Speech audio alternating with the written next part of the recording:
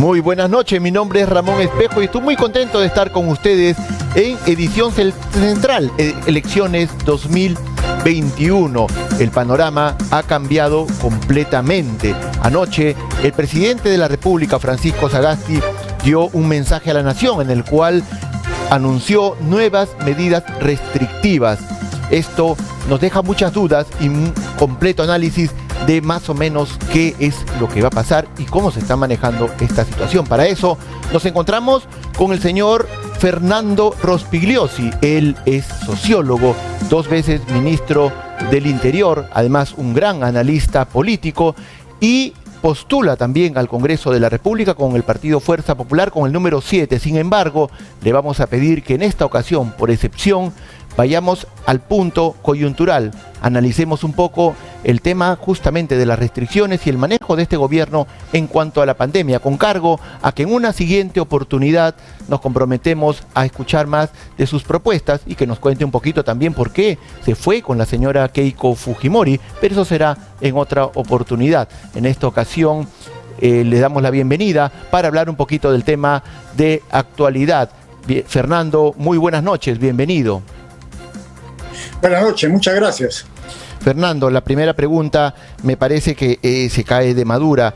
Si las medidas restrictivas y la situación es similar a la vivida en marzo del año pasado con el gobierno de Martín Vizcarra, y esas medidas nos llevaron a tener las peores cifras a nivel incluso mundial, muertos, contagiados, caída de la economía, ¿qué cambió? ¿Por qué ahora debemos tener la esperanza de que tengamos mejores resultados? Bueno, la respuesta está en esa muy buena pregunta. No hay ninguna posibilidad de que hayan mejores resultados haciendo las cosas que ya salieron mal. Una cuarentena estricta como la que ha decretado el gobierno a partir del día domingo, funciona solamente cuando hay una serie de otros elementos que ayudan a superar la crisis.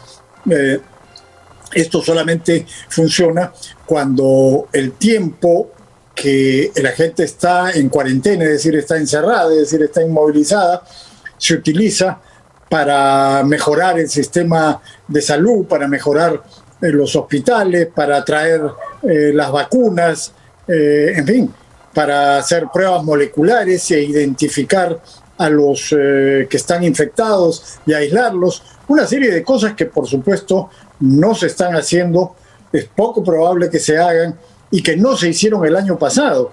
Entonces, si repetimos la misma receta, exactamente la misma receta del año pasado, los resultados van a ser los mismos. Desgraciadamente no iguales, sino peores.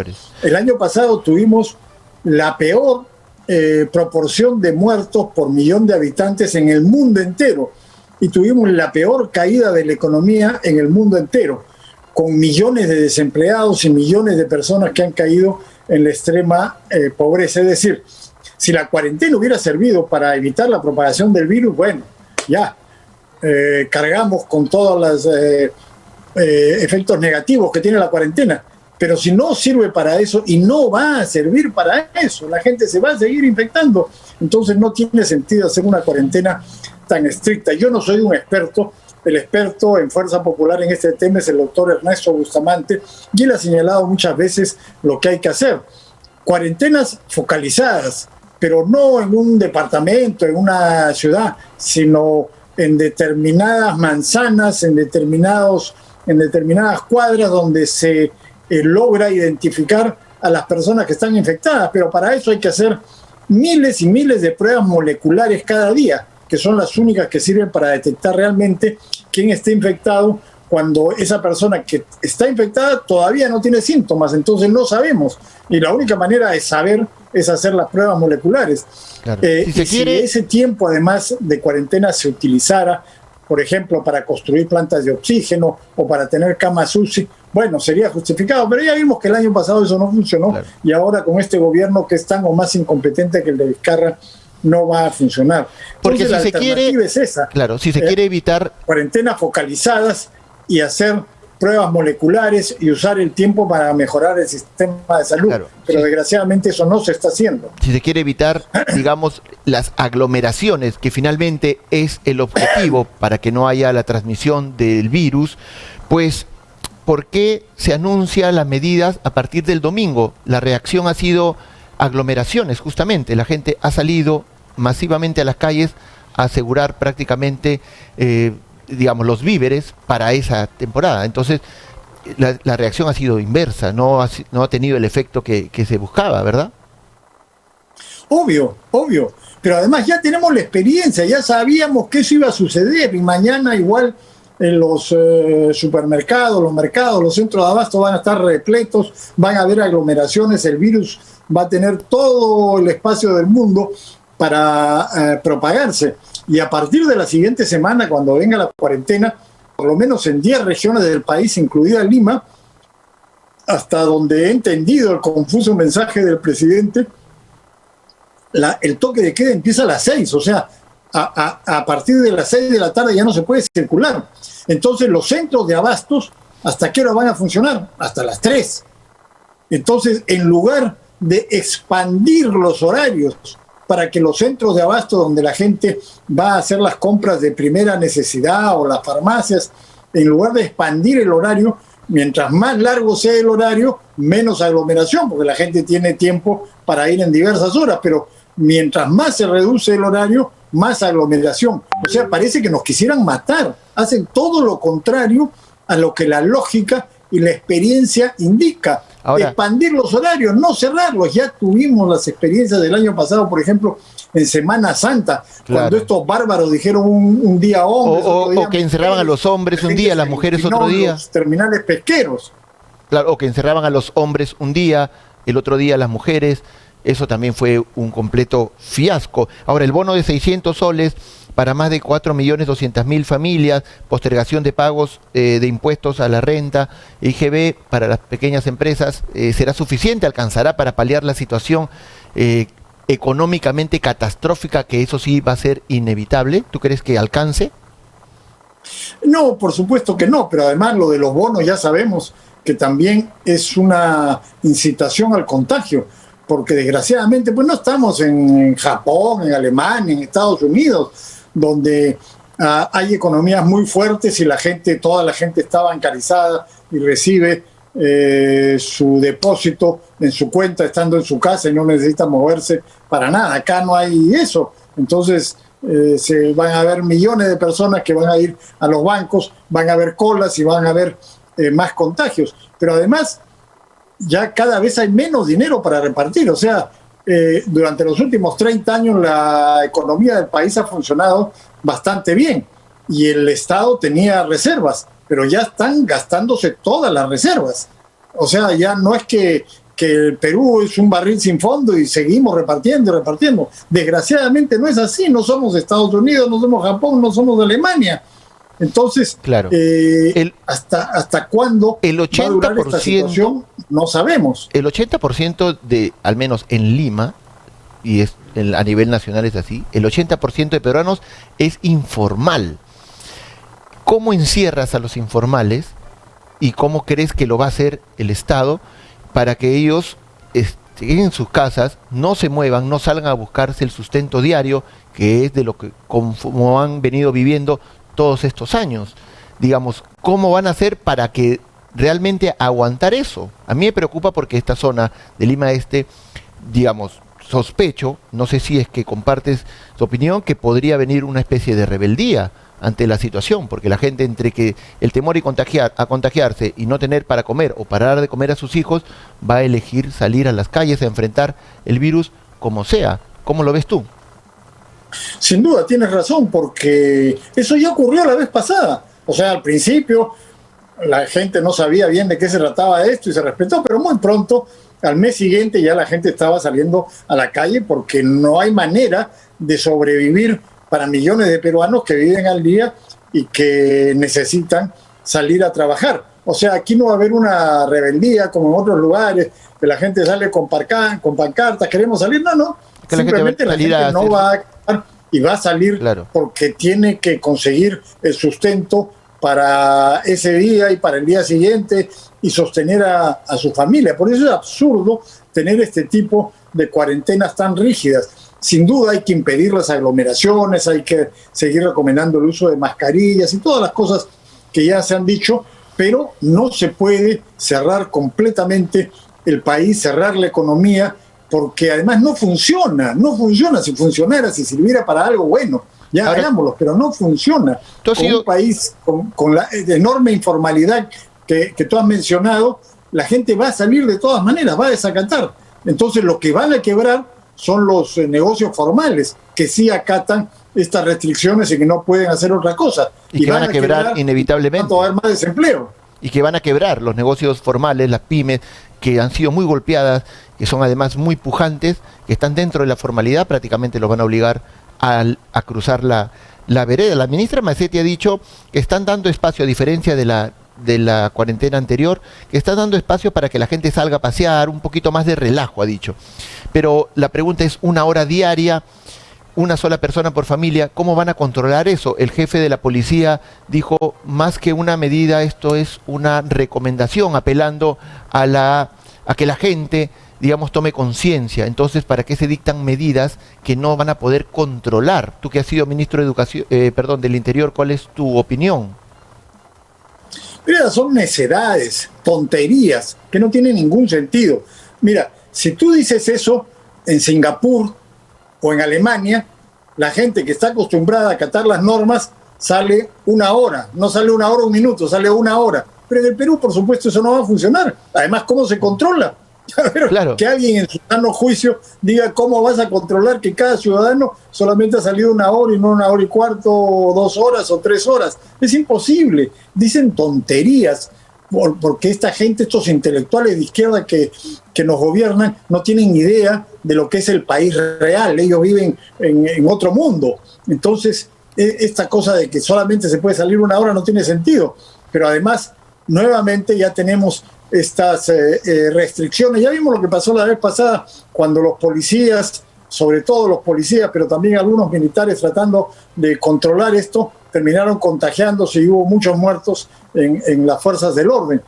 Ahora, ¿qué va a pasar nuevamente? ¿Qué se hace con una persona que viola estas restricciones?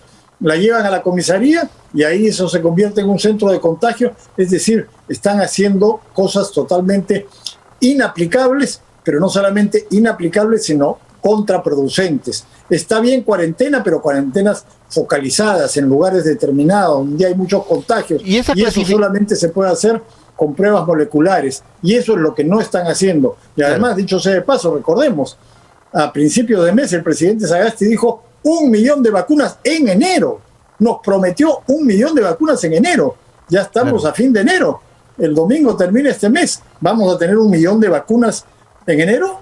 Bueno, vamos a ver si cumple su promesa o está mintiendo también como Vizcarra y nos está engañando nuevamente. Pero el tema de las vacunas, tú ves la luz al final del túnel. Mira, en España todavía no llegan ni al 1% de vacunados de las 2 dosis de Pfizer.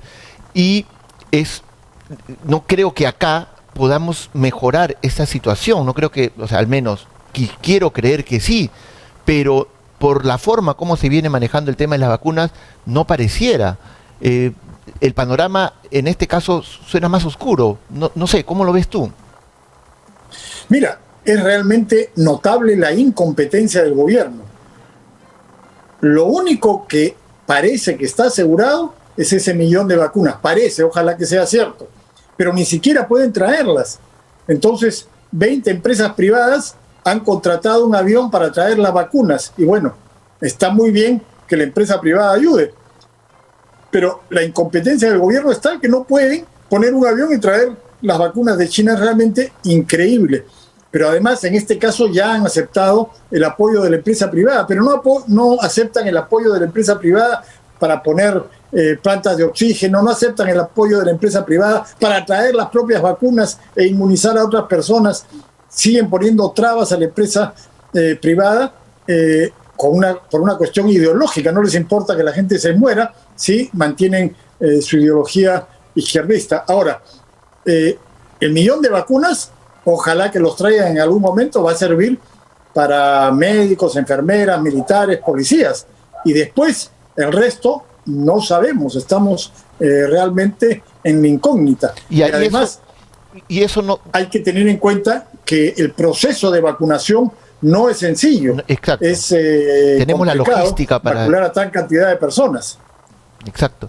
Ahora, en vista de toda esta situación, ¿cuál crees que va a ser la reacción social? ¿Cuál crees que inmediato, al menos son 15 días de cuarentena, pero así empezó también el año pasado y terminó durando meses? La gente va a soportarlo. Algunos gremios ya salieron a decir que esto es, o sea, que no están de acuerdo. Por ejemplo, el gremio de restaurantes, que además es el más golpeado. ¿Cómo lo ves? No le encuentro una salida, al menos en este camino que se ha tomado. No sé, quisiera tener algunas luces al respecto. Mira, lo que yo creo es que la gente va a violar estas restricciones más rápido que la vez pasada, porque ya hay la experiencia, ¿no es cierto? Claro. La vez pasada, como te decía al principio, mucha gente los primeros 15 días, el primer mes, se quedaron tranquilos acatando estas restricciones, pero después empezaron a salir. Ahora ya hay la experiencia del año pasado, y yo creo que la gente más rápido que antes va a empezar a salir y va a desacatar estas medidas, y por supuesto, desgraciadamente, van a seguir los contagios.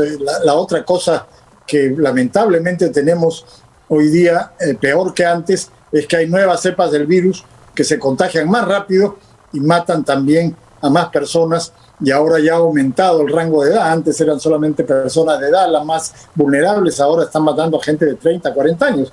Entonces, la cosa es muy complicada, pero con estas medidas no se va a detener la propagación del virus, y creo que la gente va a desacatarlas, y no hay manera de controlar a millones de personas que tienen que vivir día a día y salir a trabajar. Yo creo que lo que debería hacerse, como decía antes, son cuarentenas muy focalizadas, con muchas pruebas moleculares para saber dónde están los focos infecciosos, aislar y dar atención a esas personas infectadas, pero no paralizar la economía de millones de personas que tienen que salir a trabajar y que tienen que vivir de algo. Claro, se ha debido poner más énfasis en las pruebas, porque justamente los especialistas señalan que las pruebas, mejor dicho, los resultados oficiales que vemos en el panorama dependen 100% de las pruebas. La cantidad de pruebas que realizan son las que votan los resultados oficiales, pero las pruebas son malísimas. Las pruebas rápidas ya se sabe que no funcionan, dan muchos falsos positivos, falsos negativos, etcétera.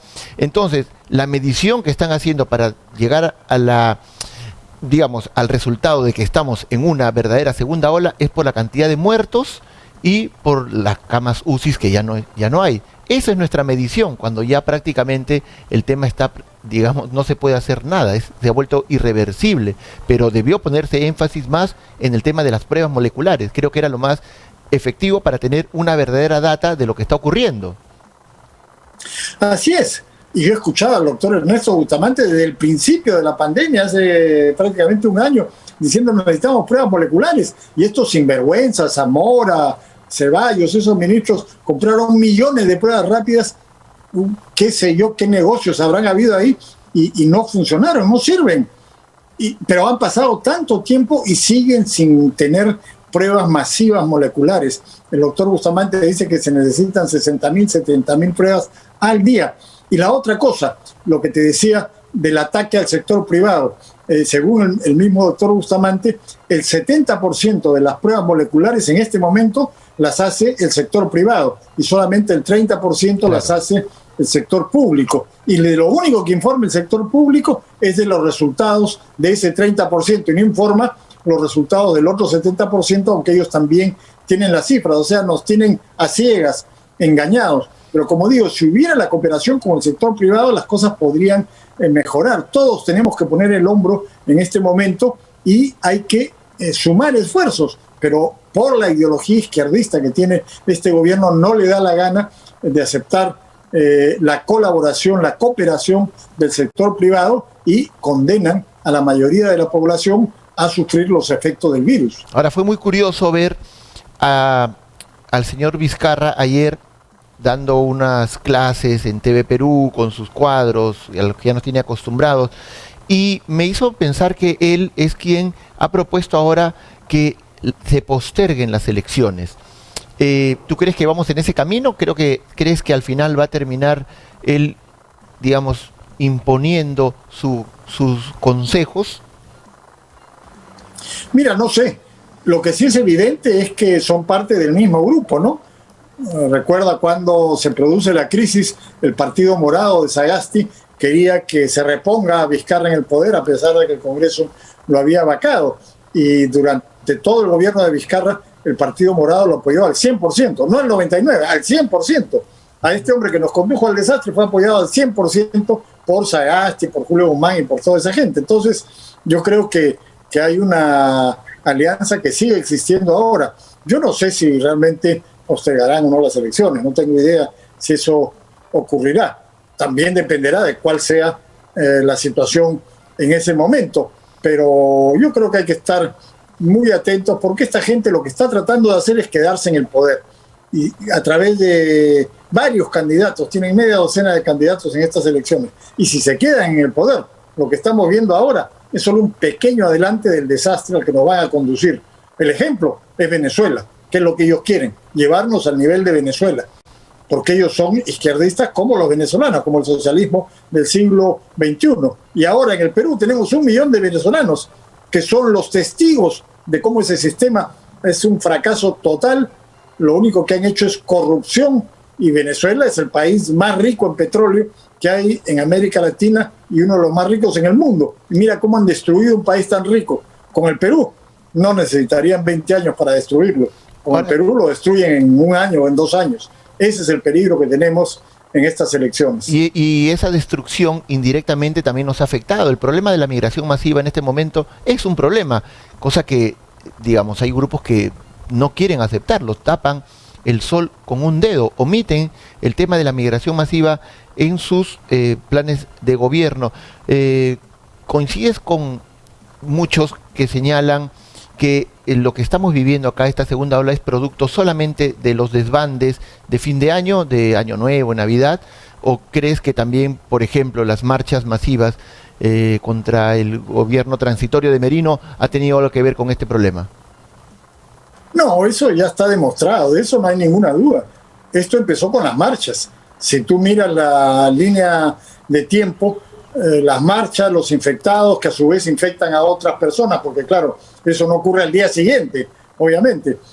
Ahí se contagia mucha gente que a su vez va contagiando a sus familiares y a otras personas, y después empieza el aumento de las hospitalizaciones y de las muertes. Es evidente que esto empezó con las marchas, probablemente también la fiesta de fin de año han tenido una incidencia, pero esto empezó con las marchas sin ninguna duda, ¿no? Entonces, eso es una responsabilidad que tiene esta gente que alentó las marchas, a pesar de que, como sabemos, estaban absolutamente prohibidas. En un estado de emergencia tú no puedes reunir a más de 3 personas en la calle, pero sin embargo a ellos no les importó y convocaron a estas movilizaciones que han tenido un efecto fatal, ¿no? Y también los bloqueos de carretera que vinieron después, también sin duda ahí la gente obviamente se contagia, ¿no? Están cerca, no he escuchado gritan. a nadie, y me hubiera gustado, sinceramente, todos podemos equivocarnos, eso está claro, pero me hubiera gustado escuchar a alguien que diga: yo alenté las marchas y me equivoqué. No por el fondo del asunto, no porque haya pensado que el gobierno de Merino es bueno o malo, o que la vacancia es Vizcarra, o lo que sea. Por el tema netamente de la salud. Nadie lo ha enfocado por ese lado. Es más, siento que muchos dicen: bueno, pues, pero valió la pena. O sea, tengo esa sensación. Y lo omiten ese periodo de tiempo para acusar simplemente que las fiestas de Año Nuevo son las que están produciendo en este momento toda esta problemática, y que la gente es la que está teniendo 100% la culpa de lo que pasa, la gente que va al mercado, la gente que vende sus productos, etcétera. Siento que no hay una verdadera verdadera sinceridad en decir a la gente qué es lo que ha pasado, y más bien están tratando de ocultar esa verdad. ¿Tú sientes lo mismo? Sí, por supuesto. No hay ningún asomo de autocrítica. Pero es más, pues son los que están en el poder. Gracias a esas movilizaciones y a los muertos y a los heridos, ellos llegaron al poder. O sea, las marchas les fueron útiles. A ellos no les importa que ahí la gente se haya contagiado y que hayan muchos infectados y muertos a consecuencia de las marchas. No les importa que hubiera violencia y muertos en las marchas. Lo único que les importa es el poder. Y ahora tienen el poder y ya vemos cómo están en la repartija, repartiéndose los puestos públicos y usando y abusando del Estado a su antojo. Entonces, esta es una gente que no tiene escrúpulos y que lo único que quería era aprovecharse del poder. Y ahí están, pues, lo lograron.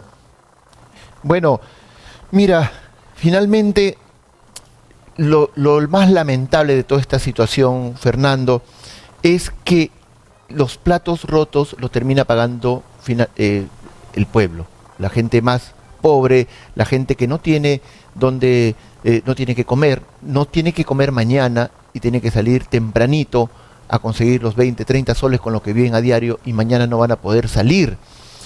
¿Qué se les puede decir a ellos en este momento? ¿Cómo podemos darle unas palabras de aliento? ¿Qué se le puede transmitir en este momento donde estamos viviendo prácticamente los últimos días de libertad? Porque en 3 días esto se va a volver nuevamente un tipo de vida en el cual ellos no tengan ninguna solución, al menos inmediata, para sus necesidades. ¿Qué se les puede decir, Fernando? Y con esto nos despedimos. Mira, lo único que se puede decir en estas circunstancias es que hay que tratar de resistir y sobrevivir. Hay que mantener todos los cuidados posibles, el distanciamiento social, las mascarillas que la gente a veces no usa o no usa bien, en la medida de lo posible los que pueden lavarse las manos y todo lo demás. Eso es lo más importante. Yo entiendo perfectamente que mucha gente en realidad no va a acatar este estado de emergencia, esta cuarentena y va a salir a trabajar. Bueno, ya, eso es inevitable. No hay que alentarlo, pero es inevitable. Si lo hacen, que lo hagan con el mayor cuidado posible y tratemos de expresarnos a través de, a través de este medio de comunicación, a través de la radio, de las redes sociales. Expresémonos para que el gobierno no repita lo mismo que hizo Vizcarra, que nos engañó y nos dijo 15 días y se pasaron meses y meses y meses en esta cuarentena absurda que nos arruinó a todos los peruanos. Entonces, han dicho 15 días, ya ni un día más de estas 2 semanas que vamos a tener de esta cuarentena, y después cuarentenas focalizadas, y tratemos de tener todos los cuidados posibles porque este virus es más peligroso. Y ojo, cuando lleguen las vacunas, ojalá que lleguen algún día, hay que vacunarse. He visto que hay una gran cantidad de gente que tiene miedo a la vacuna. Miren, la vacuna china no es la mejor sin duda y no es la más barata, pero es lo que hay. Y hay que vacunarse de todas maneras para tratar de parar en algún momento esta pandemia horrible. Y que Dios nos ayude, Fernando. Que Dios nos ayude. Muchas gracias. Fue Fernando Rospigliosi, él postula con el número 7 de Fuerza Popular y habrá oportunidad de hablar de tus propuestas. Fernando, muchas gracias por estar en el programa. Muchas gracias. A ti. Vamos a una brevísima pausa y regresamos con más del programa. Esto es Edición Central, Elecciones 2021.